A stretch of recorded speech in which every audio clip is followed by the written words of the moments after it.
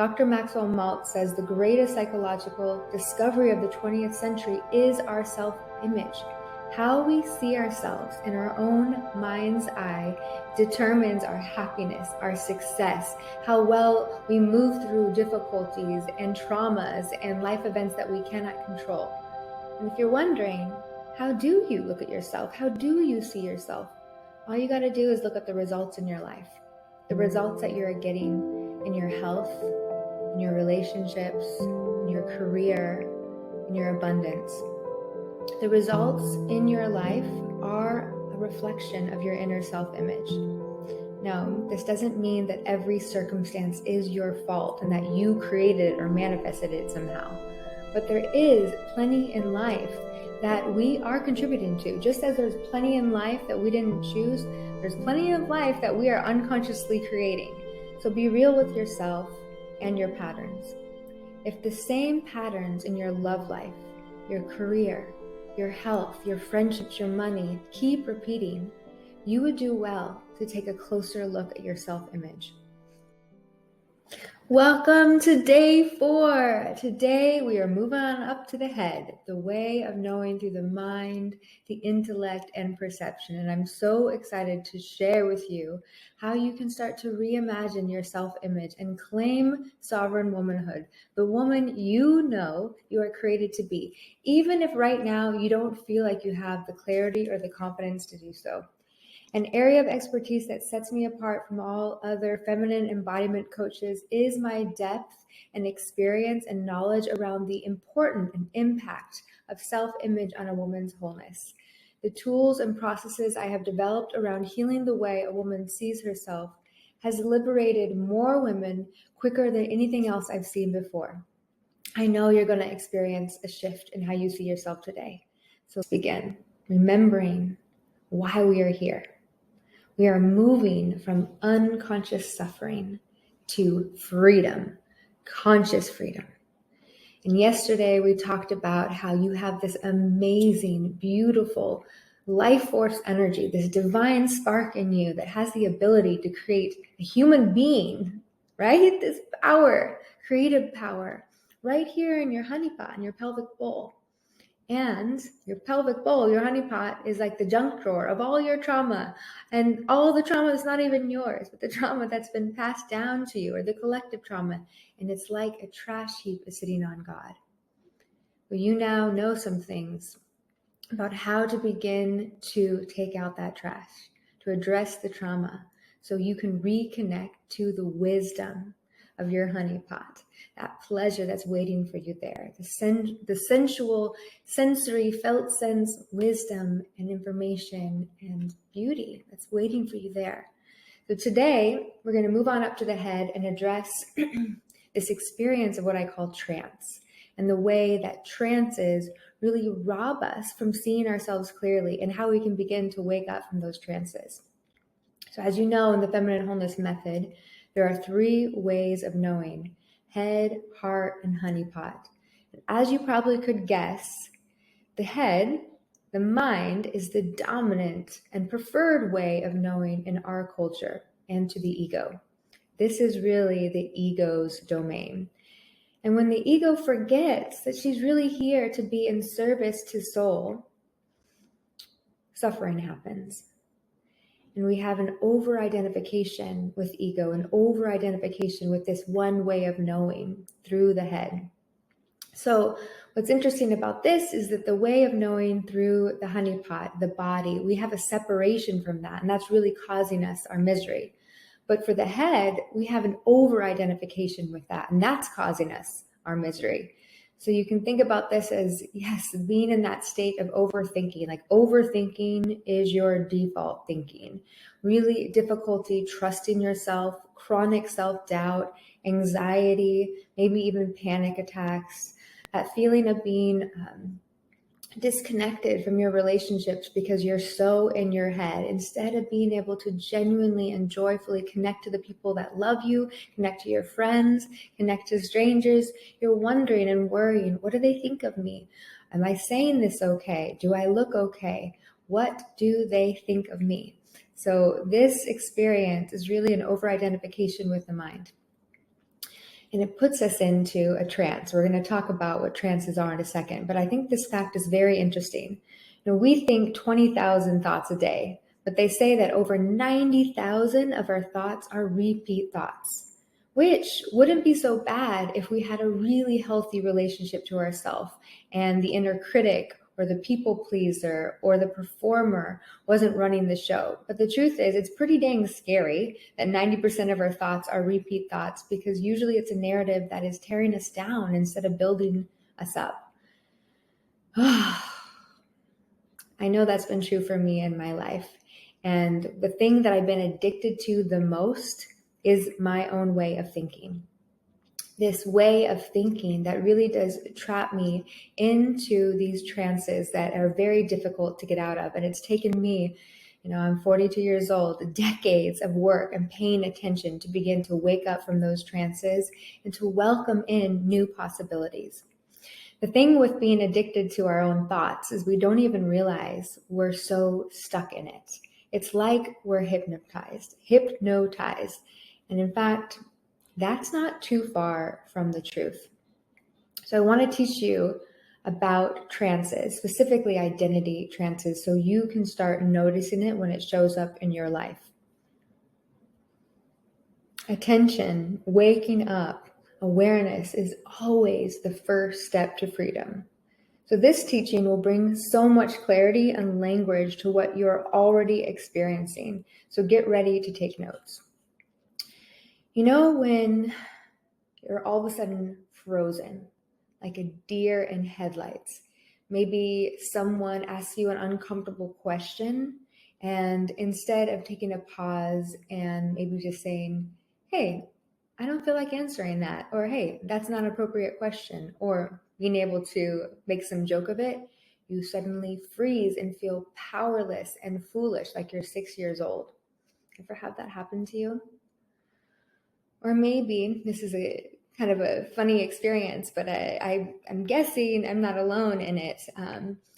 Think about going out to a party and getting all dressed up and feeling yourself, like really feeling hot. And then being at that party when all of a sudden a ridiculously gorgeous woman walks into the room and all eyes turn to her, and suddenly you feel like a worm, like you are invisible and unworthy of love or anything at all.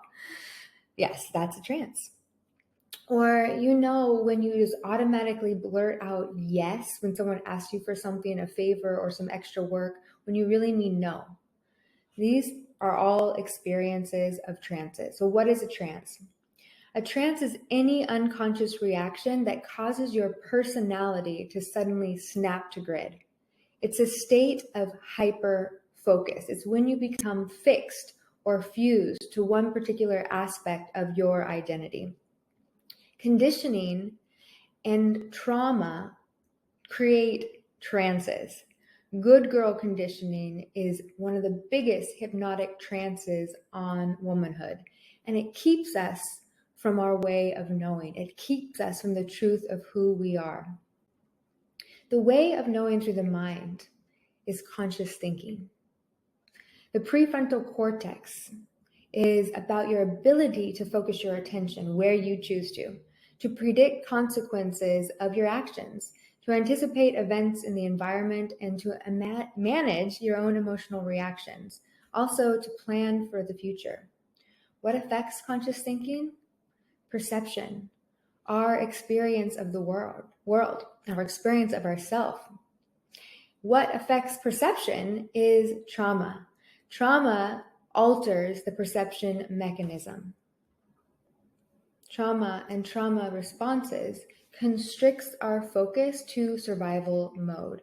And when we are seeing things only this big, we miss out on a lot of possibility. We do not have access to our creative capacity, to our creative thinking and our real conscious thinking. We just go into default mode and we rely on the patterns to keep us in survival. Whatever our pattern is, whatever our coping mechanism, falling into a trance is a coping mechanism that helps us to avoid the pain. We just go into autopilot. So this limits what is possible for our life, and it definitely constricts how we see ourselves. And this is very damaging. Did you know that the most significant aspect of your psyche is your self-image? Learning this has the power to completely transform your life. Dr. Maxwell Maltz says the greatest psychological discovery of the 20th century is our self-image. How we see ourselves in our own mind's eye determines our happiness, our success, how well we move through difficulties and traumas and life events that we cannot control. And if you're wondering, how do you look at yourself? How do you see yourself? All you got to do is look at the results in your life, the results that you're getting in your health, in your relationships, in your career, in your abundance. The results in your life are a reflection of your inner self-image. Now, this doesn't mean that every circumstance is your fault and that you created it or manifested it somehow.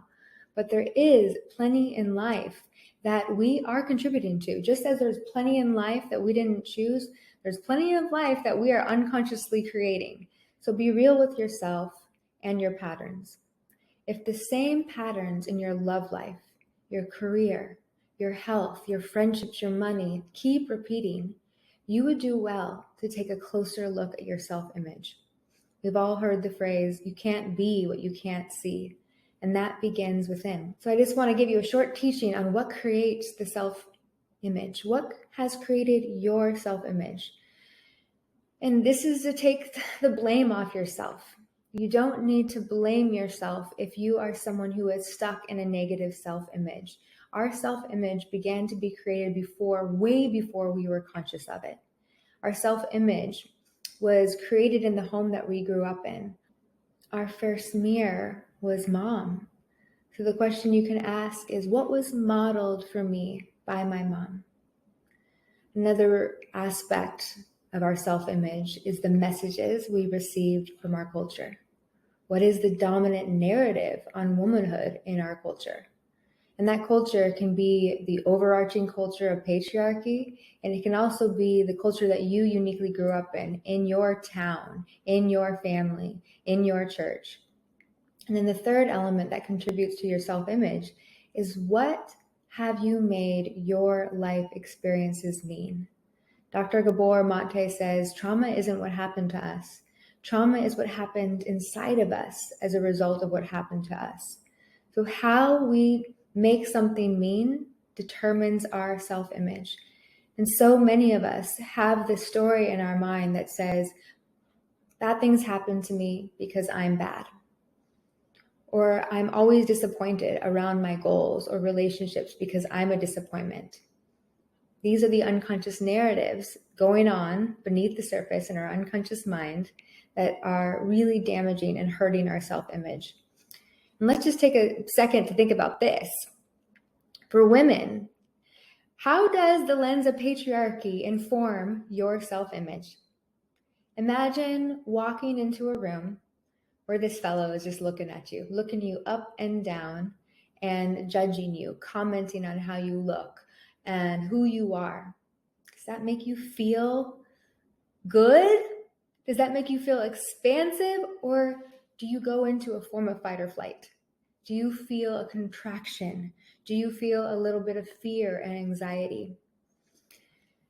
This is what's happening all the time, and we don't even realize it. So we are literally living our life from the vigilant state of constantly needing to be on guard, because our self-image, our default is feeling less than. Our default is feeling not good enough. Our default is really fearing that someone in charge, someone that is the authority, is going to judge us, shame us. And as women, we basically have been given two pathways: the Madonna or the whore. The Madonna whore complex views women's desirability and sexuality and purity and maternal goodness as two mutually exclusive traits. We are allowed to be a mother, or we are allowed to be sexy. It's kind of like we are allowed to be nice and good and pure, or we are allowed to be sensually alive, vibrant, and self-expressed. And really, there's one preferred way that we should be, right? As women, what it means to be a good woman. The reality, though, is we are both. We are sensual and sexual and spiritual creatures. We are allowed to be all things, but because of our self-image and because of the narrative, we do not feel that permission. It does not safe to be all of who we are. So I want to share with you my story of how I began to reclaim my self-image and heal my own gaze. So I had a horrible self-image. I had internalized so much shame, and my inner critic was so loud. I was someone who needed to be perfect and felt like she needed to be perfect in order to be worthy, in order to be loved. So as a little kid, I worked really hard at that. I was a gymnast, and I would train so hard and so long just to get those blue ribbons and gold medals. And in school, I would strive for those gold stars and those great grades. And I grew up in a family where single motherhood ran in my family line. My mom was a single mom. My half-sister was a single mom. My grandmother. And so I wanted to break the cycle. And really, it was told to me, do not get pregnant. Get an education instead. Don't get pregnant. Well, I did become the first woman in my family to receive a college degree. But despite my vows, I did not escape becoming a single mother. In 2006, on Christmas Eve, I reconnected with an old boyfriend, and 9 months later, I had a baby. At 6 months, though, I tried to end my own life because I had failed my vow. I was so in my head with daily panic attacks, relentless fear. My self-image was so damaged and devastated, I didn't think I even was worthy of life. And because I failed, I didn't think I was worthy of living my dreams, and I was terrified of bringing another human being into this world to have them experience the same level of suffering and misery. Unconsciously, I equated single motherhood with rejection, unworthiness, white trash. So after 5 days in the psych ward and a month of art therapy and group therapy, I began to reclaim the power of my perception. I began seeing myself for myself through the eyes of my own soul instead of the lens of conditioning. And I found my own kind of sexy selfie magic right after that stint in the psych ward, where I could see myself as someone very different than I had previously perceived. So my first sexy selfie to heal my own soul was a portrait I took at 8 months pregnant, dressed up like Marilyn Monroe, eating a gallon of ice cream. This is the photo you see here. And through the lens of the camera and my imagination, I went from seeing myself as unworthy of love, as unattractive trailer trash, as less than everyone else in the world, to seeing myself as a radiant woman who was both goofy and glamorous and so lovable, even in her imperfections. I heard this from a woman who was teaching me about the power of the unconscious mind. She said, someone can only be as good in your presence as you see them in your own mind. And you are someone too. So don't forget that how you see yourself has a direct effect on how you show up in the world. I created the Sexy Selfie, Sexy Soul movement on Instagram as a rallying cry to give women permission to belong to themselves, permission to see themselves for themselves, to take it all back. The power, the darkness and the light, their sexuality and their spirituality, so they can begin to set themselves free from the lenses that were put on them. And I loved coaching women around this one thing, just the power and the permission to take the old lenses off and to see themselves clearly, to start playing with their self-image, their identity, and to give themselves so much more room and freedom to be any kind of woman they desired to be. I invited women to give up the pursuit of being perceived as pretty and nice and instead start pursuing what's really alive in them, that fun, creativity, and sexy spark that's really closer to their essence and their soul.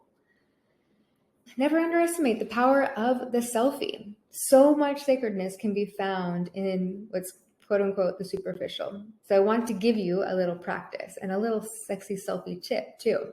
So you know how we go to the mirror and you use the phrase, this is what wholeness looks like. Well, there's another phrase I want to give you, and it's, I'm any kind of woman I want to be. And here's the invitation.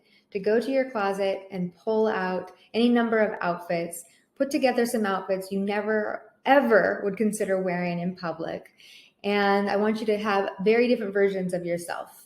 And I want you to play dress up and take some sexy selfies. And with every single outfit, say, I am any kind of woman I want to be. I am any kind of woman I want to be. I am any kind of woman I want to be.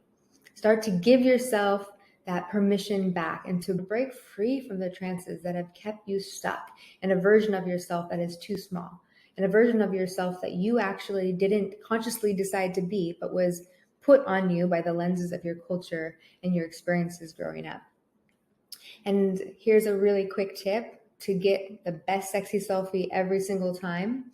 Pull up your camera, and instead of taking the photos as you would in the camera mode, I want you to put it on video mode and set yourself up on a tripod, or just plop your phone up against a coffee mug and start moving naturally. So you can dance, you can walk back and forth, and you can play with the angles of your face and your chin, where you place your hands, your facial expressions. You can do that for the whole length of a song. And then you're going to go back, review the video, and when you find the angle, you're like, ooh, that looks good. I light up when I see that. That's me. I want you to pause the video and screenshot it. And voila, the perfect sexy selfie every time. And I would love to see your sexy selfies. That'd be so fun. And you know I'll be there to cheer you on. This practice may seem silly, but it's the practice that helped Debbie get her groove back. After going through a divorce of 30 years of marriage, she was able to see herself for herself as sexy again. This practice is what helped Laura heal more in 3 months than in years of therapy. This practice around reclaiming your self-image, combined with the other embodiment tools that I have for women, sets women free from the smallness of their thinking, from the prison and the trap of the trances that they've been forced to be in out of fear and trauma and all the things. This practice is powerful. So remember why you're here. It's time for you to walk out of unconscious suffering and into conscious freedom. What causes the unconscious suffering? Trauma and trances. Transformation happens when we begin to bring light to the dark places and say, nope, I'm not going to beat myself up anymore. I'm not perfect, but this is what wholeness looks like. Wholeness does not have to be equated with perfection. This is what wholeness looks like. And in this moment, I have the power and the freedom to decide to be any kind of woman I choose to be. You do not have to keep looping through the same trances. You do not have to keep growing older, passing through the best years of your life while experiencing the same hamster wheel. Your old patterns and suffering do not have to continue to limit your future freedom and happiness. From what I've just taught you, you can begin to set yourself free. So, in today's training, we covered the way of knowing through the head, conscious thinking, and the identity trances that keep us from conscious thinking, that loop us back into the unconscious responses to trauma and triggers, and how identity trances really do separate us from our wholeness and the possibility, the creative possibility of being any kind of woman we desire to be. You learned about the power of the self-image and the importance of having your own creative input on that. You learned about how much goodness, pleasure, and freedom is stolen from us when we believe the lie that I'm not that kind of woman. Do you ever feel like that? You ever think about all the things you've denied yourself, the opportunities, the fun, the experiences, because one part of you butted in and said, nope, I'm not that kind of woman. That's not me. How do you know? What if it is you? What if dancing on a table is you? What if wearing the crop top is you? What if going to the grocery store without a bra is you? There is so much more to who you are than what you see right now. And obviously I can only do so much in 5 days to give you the 40,000 foot view of this. And this view, this 40,000 foot view is immensely valuable because now you have a map. Now you can start to see things and identify things you weren't able to see before. But because I care so much about embodiment and our culture's tendency to over-identify with the head and just consume information, I want to reiterate how important it is to have a guide and a container to practice these new concepts in. so you can embody them and not just know them. Real transformation takes time, it takes repetition of the right things, and it takes embodiment. And it's always accelerated in a focused container with a real deal leader. So recapping the journey so far, the honeypot, the adventure was about reclaiming pleasure by addressing trauma. The head, the adventure is reclaiming clarity, waking up from the trances that keep you confused and stuck and living in a hypnotic version of your life. Next, we're going to turn to reclaiming presence and how we can enter the heart and come back home to our soul. Cynthia Mice says, the soul is the precious jewel that has been hidden away. So you can think about the honeypot and the head as kind of the guards to this treasure of who we are. And when we return there, how do we claim it, own it all, so we can rock our unique magic in the world? That's what tomorrow is about. We'll be talking about the magic of owning it, owning your voice, owning your look, owning your brilliance, owning your desires, owning your creativity, owning your power, and how you can do this with boldness and grace. So here's your homework for today. I want you to answer this honestly. Has the way you see yourself ever limited you from being, doing, having something you really wanted? Yes or no? If you feel like sharing more, I'll be right there to encourage you and to listen.